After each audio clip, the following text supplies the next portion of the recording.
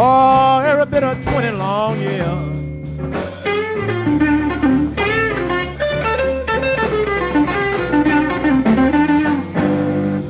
I've been out here in the field.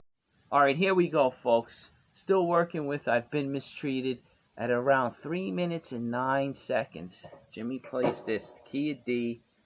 He goes like this. He goes,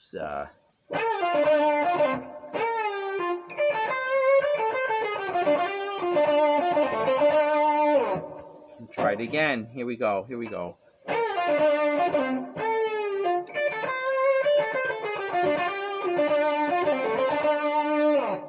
All right, so what is this? Pretty much textbook Jimmy right here. We got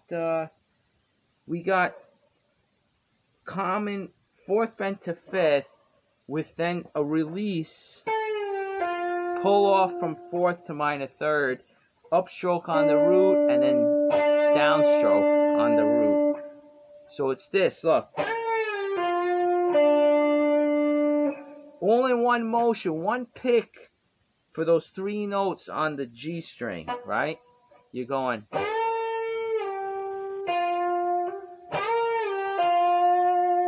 Right? And then you're picking up and then down on the second one of those 2 roots.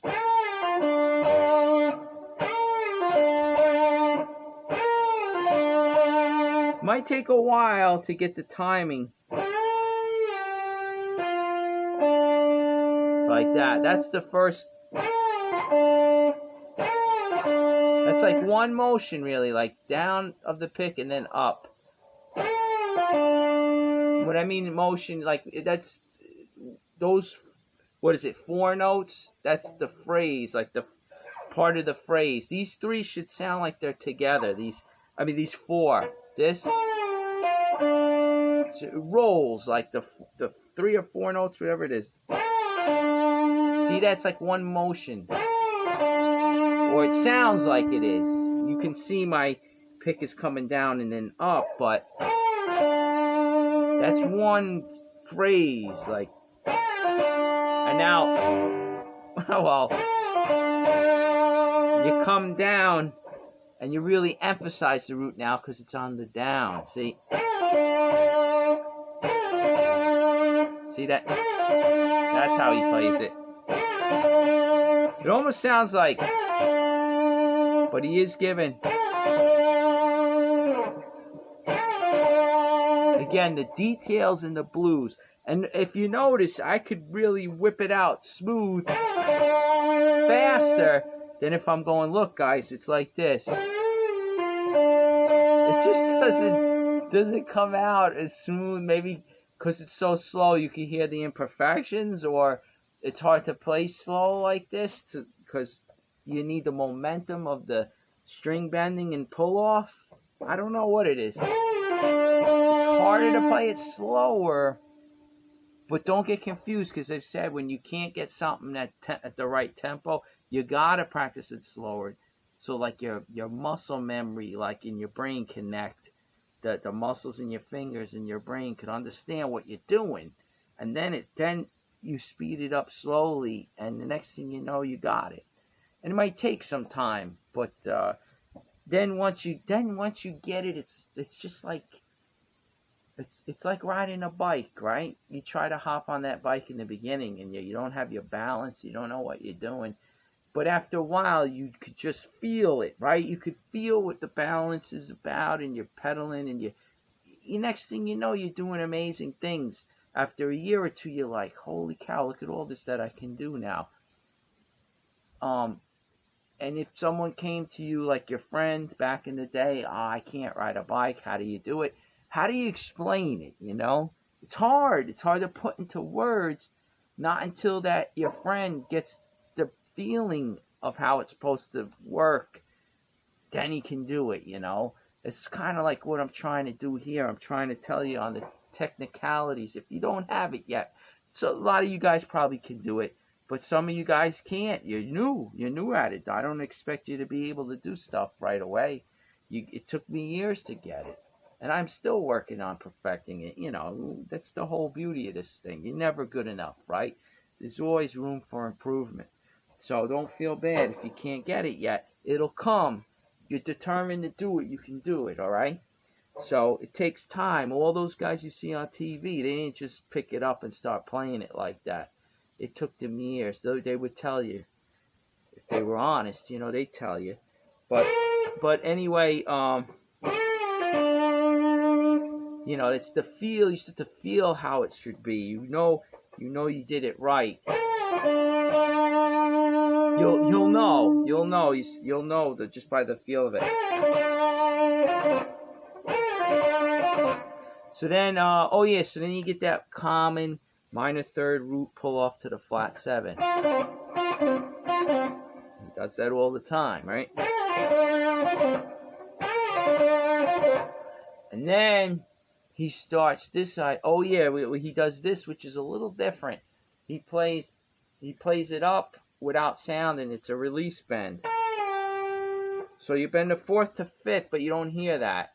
You just hit the 5th, and you release to the 4th, and then you pull off to the minor 3rd.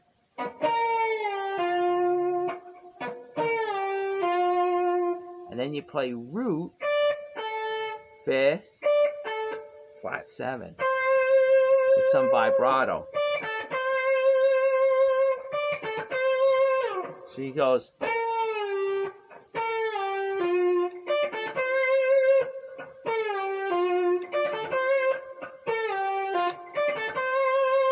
Something like that. I'm trying to remember the exact phrasing, but here's the downward idea now. You repeat again. 5th. Let's see. 5th to flat 7 again. Now 5th, flat 5. 4th, minor 3rd, root.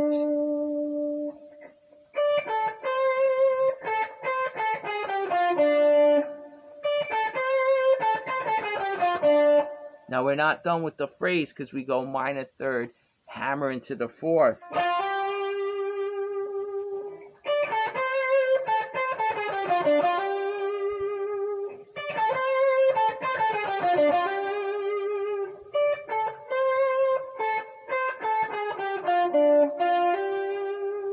See how the hammer-on adds a little character there, with then the following with some nice vibrato.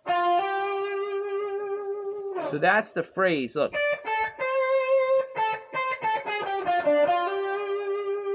Okay, and then he goes. Okay.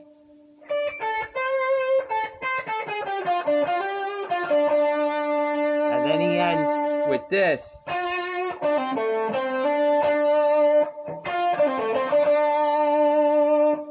So what that is minor 3rd.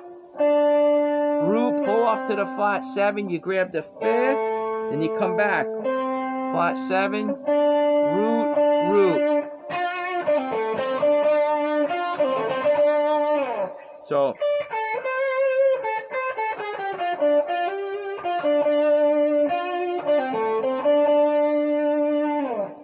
Okay, that's textbook Jimmy right there.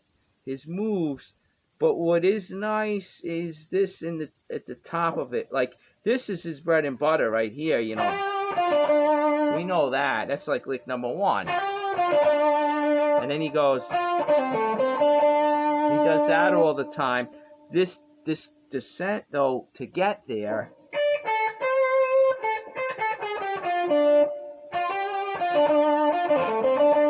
That's beautiful up on top there, right?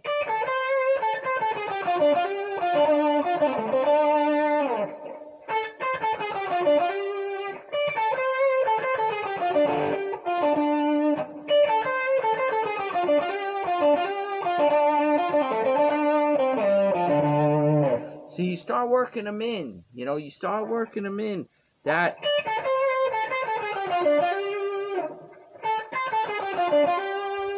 We know. Now you could kind of put a little bit on top before that.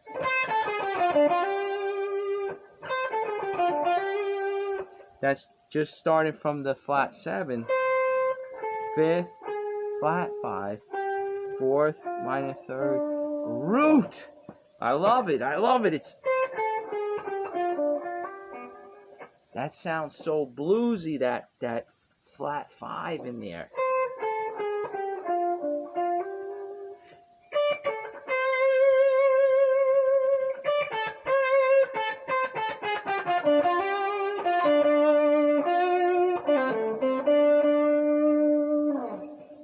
All right, so there you go. Beautiful stuff by Jimmy. And that's a descending idea. You gotta love it. You gotta love it. It's unbelievable. I would have never come up with it. That's what's amazing. People have shown me that minor pentatonic, and I would have never came up with something so cool. But now I can emulate one of my heroes, Jimmy Dawkins, and I can take some of those ideas. And hopefully he's looking down on me and smiling. I hope so. All right. I'll catch you on the next one.